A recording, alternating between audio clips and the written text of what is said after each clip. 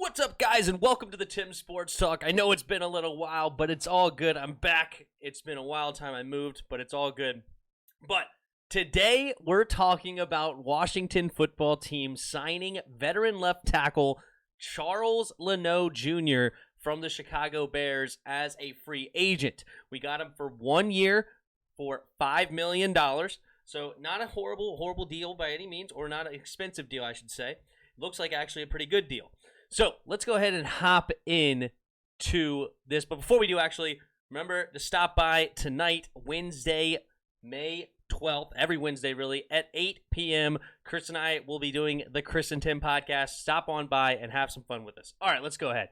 So first thing I like to do is I like to go back to the combine results. And this guy is now currently 29 years old. So these aren't 100% relevant, but it gives us a little bit of information, such as height and arm length. Like, he's almost 6'4". on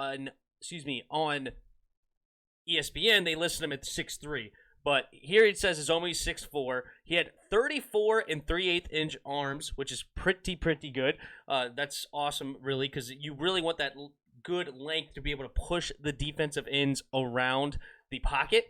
So 6'4" is not the tallest, but he makes up for it with arm length. His combine results, speed-wise, were pretty darn good. A 4.4 20-yard shuttle and a 7.57 three-cone drill shows great quickness. Not good top-end speed. You can see here a 5.21 40-yard dash, but that's not the end of the world when it comes to the tackle position or offensive line in general, because you don't really care about their straight line 40-yard speed. It's more of, can you stay in front of a dude and have good quickness?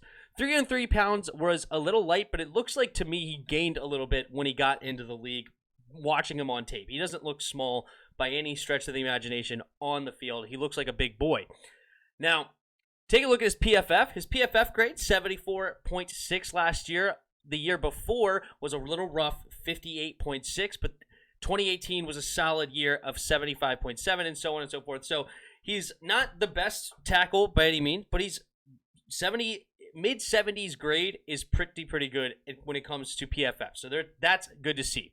Now, I went back and watched him in the playoff game against the Saints, and I wanted to pick another good defensive line, so I went and watched him against the Rams in Week 7. And what I saw is a guy that seems to be much better at pass pro than run blocking. So he's much better in the pass game, where he has great eyes being able to pass off blockers. When he has two guys coming, he knows to go after the close guy first so they don't get the sack immediately. He seems to be much better in the pass game, and I like that. The run game, though, is a little bit sketchy to me because he is not good in open field whatsoever. Whenever he gets to the second level, it seems like the linebackers are easily able to run around him, and I wonder if him gaining a little weight made him lose some of that speed he had on his NFL combine. And so I'm not thrilled with that scenario. Now, I don't view this as a guy they brought in to start, all right? Based on what I'm seeing, I think that they want to keep Cornelius Lucas. And I think they're going to bring Charles Leno Jr. personally as depth. And I know a lot of people are going to think that's crazy, considering this guy was a previous Pro Bowler in his career. But honestly, I don't see much better than what we got, if at all, than Cornelius Lucas, what he gave us last year. Cornelius Lucas was actually a pretty solid left tackle in the league. He wasn't anything wrong. He was probably middle of the pack. There's nothing wrong with him. I think he was right around 70 PFF as well. And I wouldn't be surprised if they keep him there at left tackle and use Charles Leno Jr. as more of a backup role. Now, of course, they're going to fight it out in camp. Neither of them are going into camp with the guaranteed starting role. I'm going to assume that Cornelius Lucas will get technical first-team reps just because he's been here before. But I think they'll give just as many reps to Charles Leno, so he has a solid chance to start if he can beat out Cornelius Lucas.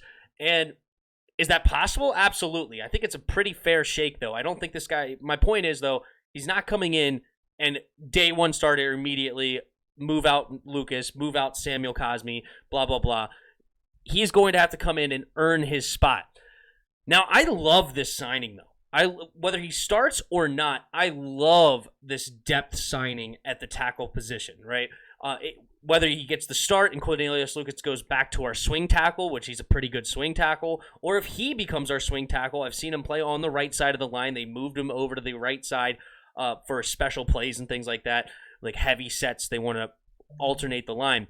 And I think this is a great, great depth signing because you can never have too many offensive linemen, right? There's never a time where you're going to be like, darn it, I wish I didn't carry that great left tackle or backup tackle, right? Especially when you look at last year when Jerron Christian got the start originally, he sucked it up. Cornelius Lucas came in, and all of a sudden we were a top 6 offensive line according to PFF, and Cornelius Lucas was a big part of that. And so overall, I'm giving this a thumbs up. I think it's a great signing for the team, whether he starts or not, but don't be surprised if he doesn't start, okay? Don't think this is a guaranteed left tackle starting here. Don't be surprised, but at the same time, don't be surprised if he does start. There's going to be a fair fight for the left tackle spot in Washington. You never know with offseason injuries, God forbid, knock on wood, but we'll see. And again, hit that like button. Hit that subscribe button. Also in the description below, there's a Discord link. Hop in our Discord and come talk some football. And last but not least, there are donation links in the description below. If you feel so kind, you could donate to the channel. Also, remember, 8 o'clock, probably going to be an hour after this video is posted. Stop on by the channel. Hit that notification bell to know when we go live. Chris and I will be doing our weekly podcast, talking about skin stuff, talking about other NFL, maybe some basketball. Who knows? We'll be having a good conversation. You guys come chat it up. We'll respond to those too. And until next time. See ya!